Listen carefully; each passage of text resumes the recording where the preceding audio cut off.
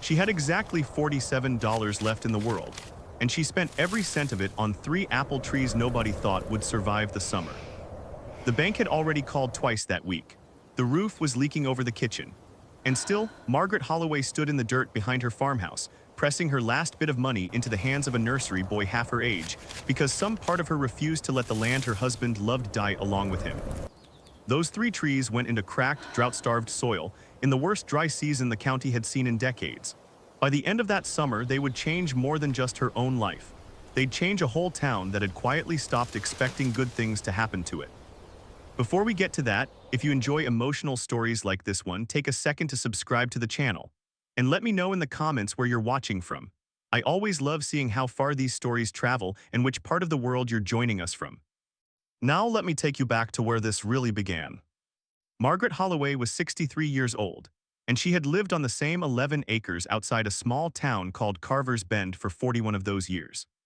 Carver's Bend was the kind of place most people drove through without noticing one blinking traffic light, a hardware store that had been there since the Eisenhower administration, and a diner where the waitresses still called every customer honey, whether they'd met them once or 100 times.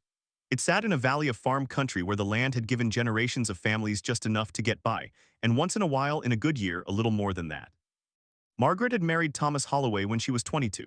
He'd been the quiet sort, the kind of man who said 10 words a day and somehow made you feel like you'd had a whole conversation with him anyway.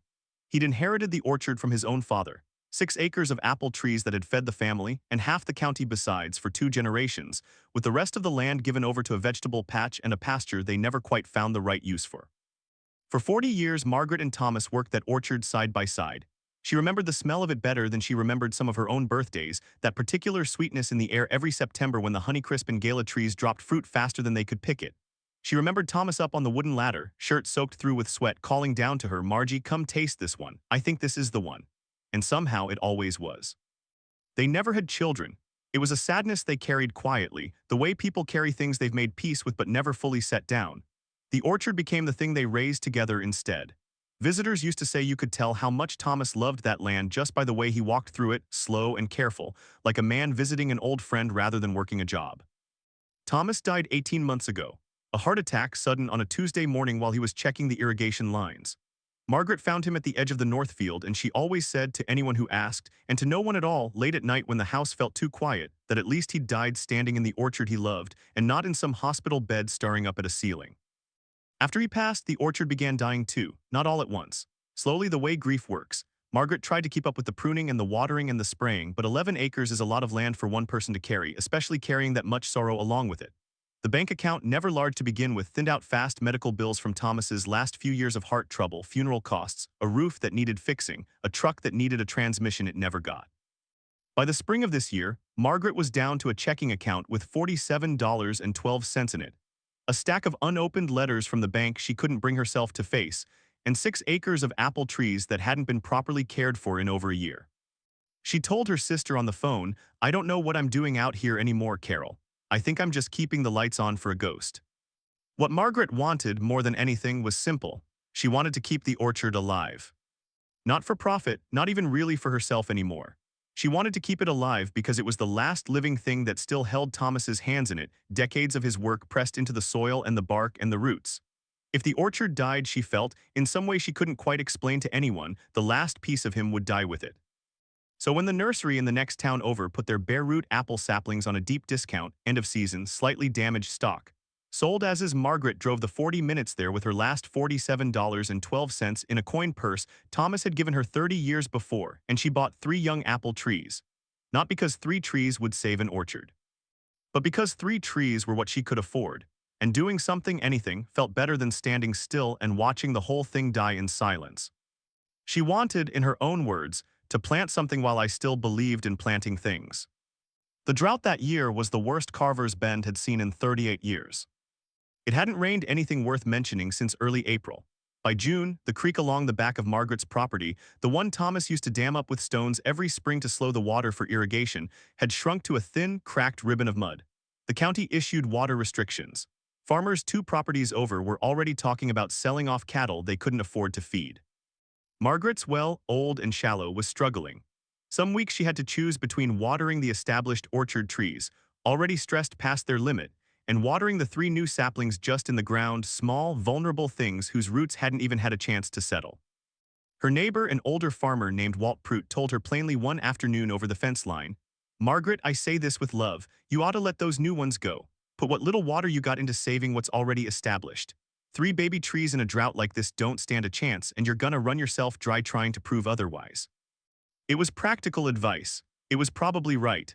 And it broke something in her to hear it because it felt like one more voice telling her to let go of something tied to Thomas. There was something else weighing on her too, something she hadn't told a soul, not even Carol. The bank letters she'd stopped opening had finally caught up with her. A man from the regional office called in late June and explained, gently but plainly, that without a payment plan in place within 60 days, foreclosure proceedings on the property would begin. 60 days to find money she didn't have on land that, in the middle of a historic drought, was producing almost nothing worth selling. She didn't tell Walt, she didn't tell Carol.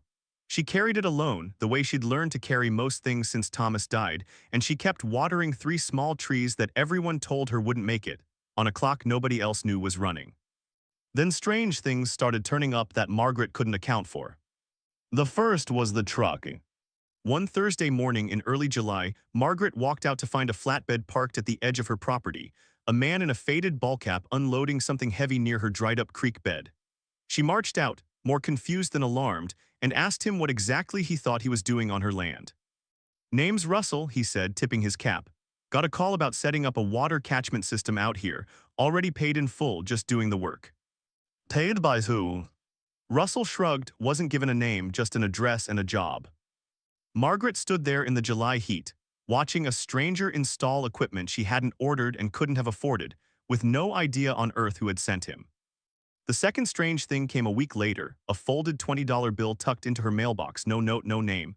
Then the week after that, a bag of fertilizer turned up on her porch overnight, the kind formulated specifically for young, stressed root systems. She asked at the hardware store in town if anyone had bought it for her. The clerk, a teenager named Dustin, just shrugged. "Somebody paid cash, ma'am," didn't leave a name. Margaret began to wonder, hope and unease tangled together, whether someone was watching over that orchard. She thought of one of Thomas's old harvest time sayings, "This place takes care of the people who take care of it." She'd always taken it as a sentiment. Now she wasn't so sure. She asked Walt if he knew anything. He didn't. She asked Carol over the phone, and Carol, just as baffled, asked back, "Margaret, do you think somebody's trying to help you, or do you think somebody's trying to scare you?" Margaret didn't know. All she knew was that the 3 little apple trees, against every piece of practical advice she'd been given, were still standing. Small, stubborn, green.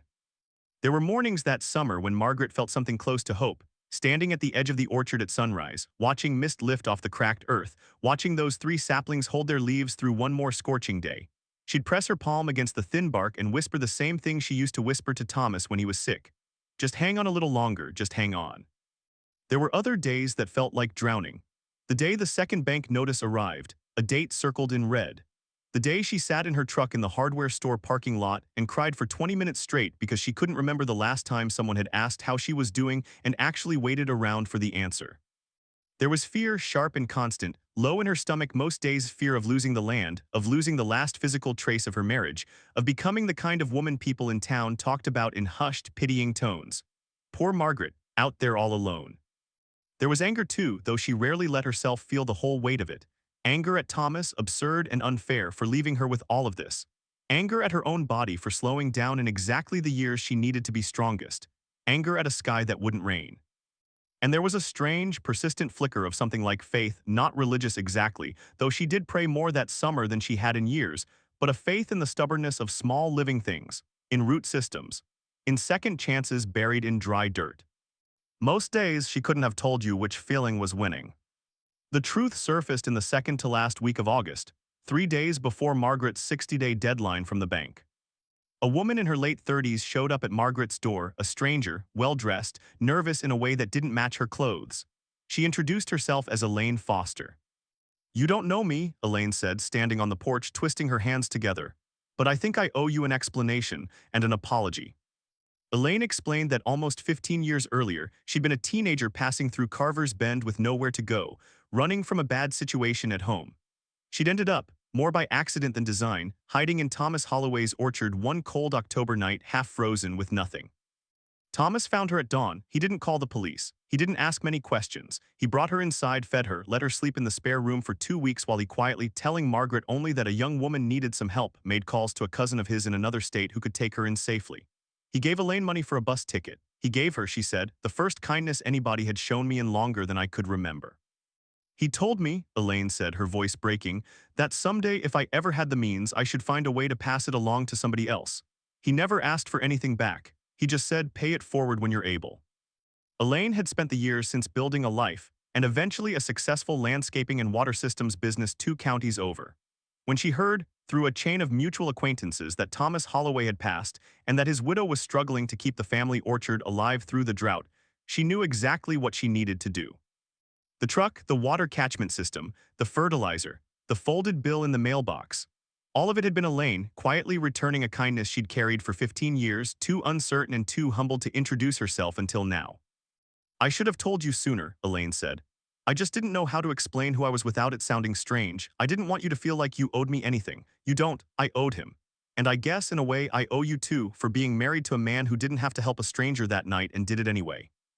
Margaret stood on her porch in the August heat, looking at a stranger who somehow already knew the most private parts of who Thomas had been, and felt something in her chest crack open in a way grief hadn't managed to in 18 months. He never told me, Margaret said quietly. In all these years, he never told me.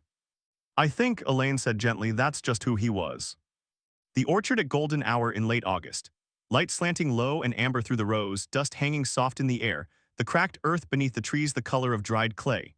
Margaret kneeling at the base of one of the 3 new saplings in a faded blue work shirt that used to be Thomas's, fingers pressed into the dirt to check the moisture beneath the mulch Russell had laid down weeks before.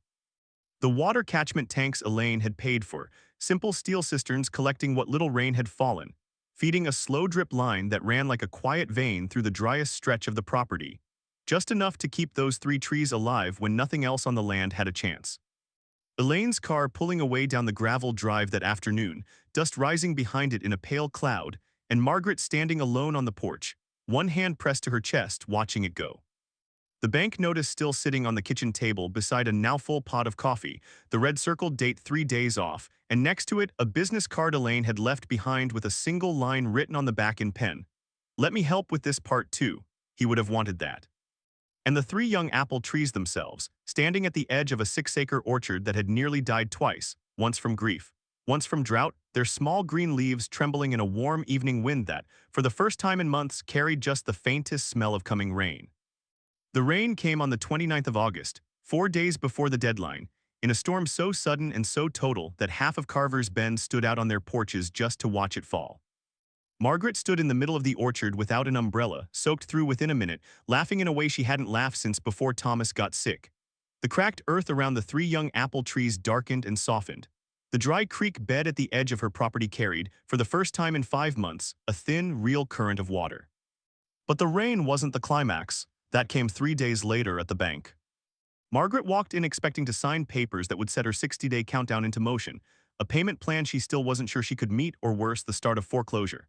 Instead, the loan officer slid a folder across the desk and told her the outstanding balance had already been paid in full that morning by wire transfer. Margaret asked who. The officer checked the records and said, a Ms. Elaine Foster. She asked us to pass along a message. She said, tell her this isn't charity. This is interest finally paid on a debt that's been owed a long time. Margaret sat in the parking lot afterward for a long while, both hands on the wheel, crying the kind of tears that come from relief and grief so tangled together you can't pull them apart anymore. She thought about Thomas finding a frightened, half-frozen teenage girl in his orchard 15 years ago and asking nothing in return. She thought about how a single quiet kindness planted in the dark had grown roots no one could see, and had come back 15 years later exactly when it was needed most, just like the 3 apple trees she'd planted with her last $47.12, stubborn and small and somehow impossibly still standing. The orchard survived that year and the next.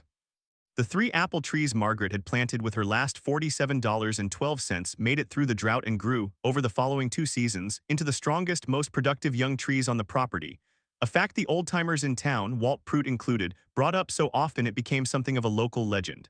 The drought trees, people started calling them. Elaine became, in time, something between family and friend.